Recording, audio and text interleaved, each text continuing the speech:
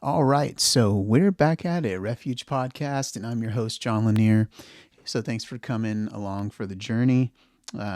Continuing in the house church episodes, and so I'm going to share just a quick. This will be a really brief one, but just some lessons I'm learning along the way. It's been hard.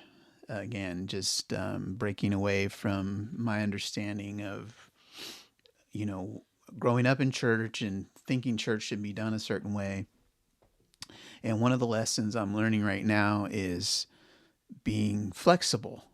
Um, I've always heard that saying, blessed are the flexible, for they will not be broken. And I think that's an interesting way to put it. Brandy and I have gone through a series of setbacks with illness and some other things. And so there's just a little bit of angst in our hearts about, okay, are we doing the right thing? And but we sense in this season of life that the Lord has called us to this, and that we need to persevere and continue to stay strong. And so we just are going with that's a word from the Lord, that we need to be flexible in how it's going to look, and the consistency of how we meet. And there's a part of that where I feel bad because we've had to cancel a few sessions together, and but I'm praying that the Lord would continue to give us strength and might according to His will and His ways. And also, like, the other thing is not to become so discouraged so quickly, but to stay the course and to stay in it for the long haul, because it's like the Christian life. The Christian life is a long distance race. It's not like we're uh, just running this short distance. We have to prepare ourselves. It's like an athlete preparing for the games that they're going into. In fact, I just read, I'll go over here to First Corinthians, where Paul was talking about athletes that trained. He talks about, let's see. So in chapter 9 of First Corinthians, he's talking about becoming all things to all people, that he might win some.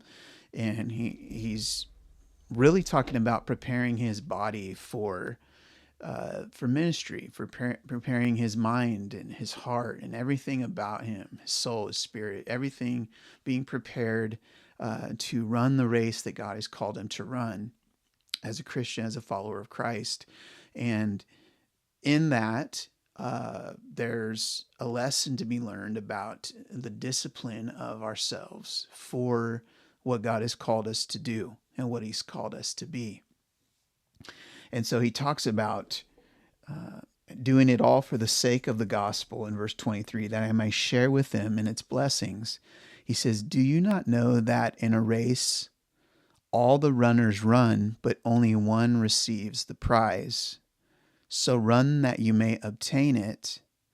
Every athlete exercises self-control in all things. They do it to receive a perishable wreath, but we an imperishable. So I do not run aimlessly. I do not box as one beating the air, but I discipline my body and keep it under control, lest after preaching to others, I myself should be disqualified. And so this was something the Lord showed me just in my time with Him, just in devotional reading, that, as Paul says it, like, there people in normal sports, they train, they really discipline themselves, their body, they prepare themselves for the event that they're going to partake in and take place. And as they train, they're doing it in a way to win the prize. He says there that they may obtain what they're looking for. They exercise self-control. They don't do it as somebody that just beats the air. They're literally doing it for the reason of winning the prize.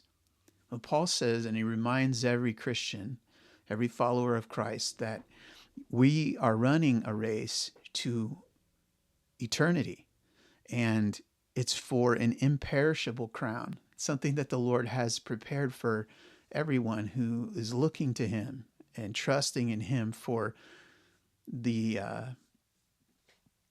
for that salvation that we've been given. And as a Christian, we've all been given a race to run.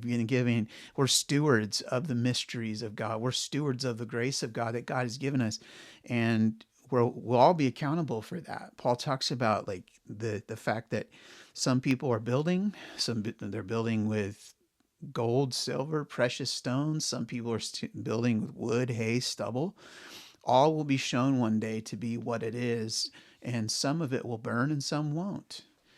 And as a Christian, we want to be the people that are building with the precious things that Christ has given us and not become discouraged and give up, but to keep moving forward, to keep being encouraged and strengthened in our faith in him, regardless of what's going on around. So coming back full circle to how this applies with this area of flexibility, the Lord's teaching me that be flexible with how I'm forming this, how I'm doing this. I've called you to it.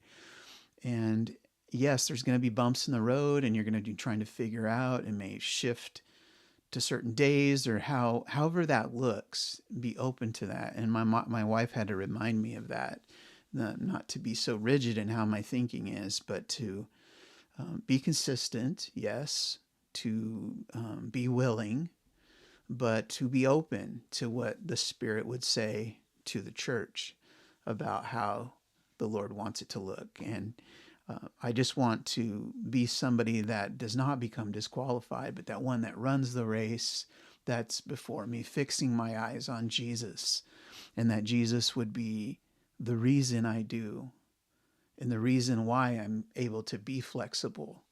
And to remember that there's people that need Jesus.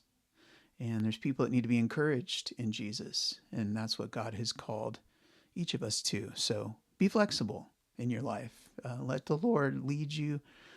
I'm learning this. We're all learning this together.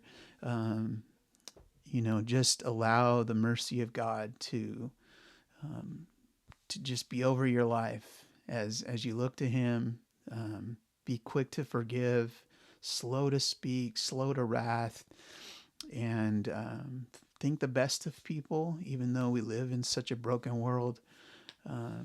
Don't let your mind just go to the first, negative thought, but to always think, Lord, I see that you can do something here with this. I'm going to be flexible. I'm going to yield to the Spirit of God and allow you to do it.